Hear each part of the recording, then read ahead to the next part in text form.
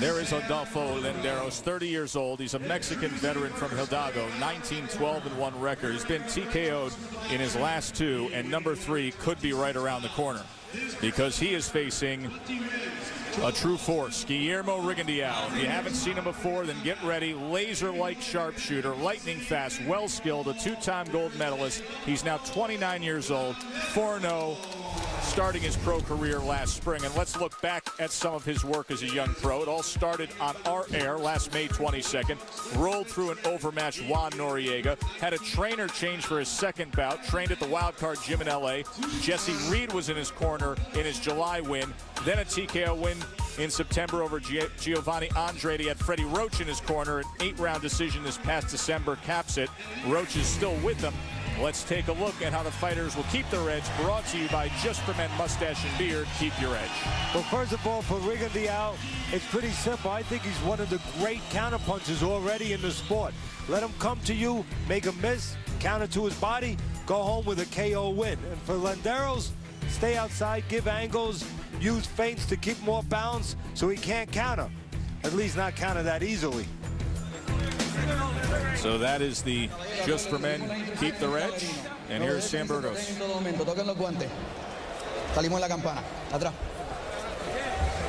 6-time world amateur champion is Guillermo. And a 2-time gold medalist.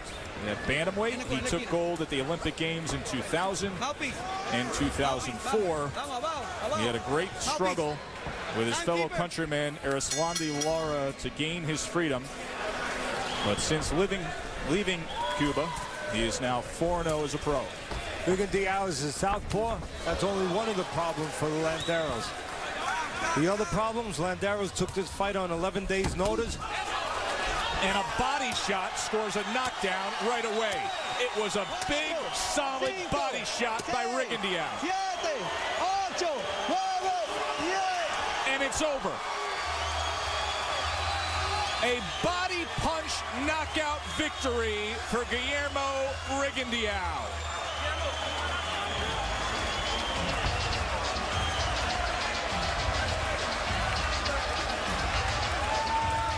Well, we talked about keep your edge piece in setting up this fight. We said that Rigondeaux, great counterpuncher, likes to go to the body. He's got speed, he has power, and he has precision. When he goes to the body, he goes to the body in a very accurate way.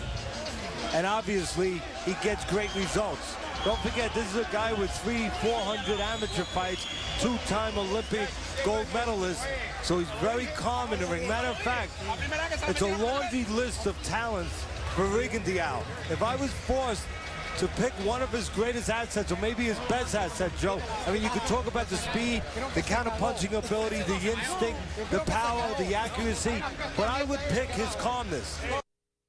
So calm in there, kind of like Peyton Manning. Maybe he's going to be Sunday, you know, in the pocket. And that's why he's able to be that accurate with his punches. We're going to show you plenty of replays of this. And we will start. Look at the left hook. Look at the left hand. Well, it's set up with the right hand. Don't miss that punch. Watch the right hand that sets it up. The right hand is to distract Landeros. And then the left hand gets in fast. Fast, accurate, and hard. Watch again. Again, the right hand picks up the elbows a little bit of Landeros, and then the left hand gets in there cleanly. So again, Rigondeaux, not only with all the physical talent, but he has the technical vehicle to drive that talent. And Adolfo Landeros is still down on the canvas. What I think is going on right now is the doctors are being cautious. They're doing their job. They do a good job down here, Dr. Fields, and they're just making sure that Landeros is okay before they allow him to get up on his stool. Ringside physicians, Dr. Alan Fields and Jerry Obeid, as they tend to. Adolfo Landeros has now been taken out in 3 straight fights, but nothing like the precision and the instant attack of Guillermo Rigondeaux. Let's look again at this. Take another look. Watch the right hand. There's the right hand, picks up the arms of Landeros, and then the left hand is able to find the hole, the opening created by the right. Watch again. Right hand picks up his arm, and then the left hand downstairs, right near the solar plex area, solar plex liver area. Fighters often talk about, Teddy, that there's that button, there's that target, and if you hit it just right, this is the result that you get. Well, tough situation anyway for Landeros, 30 years old.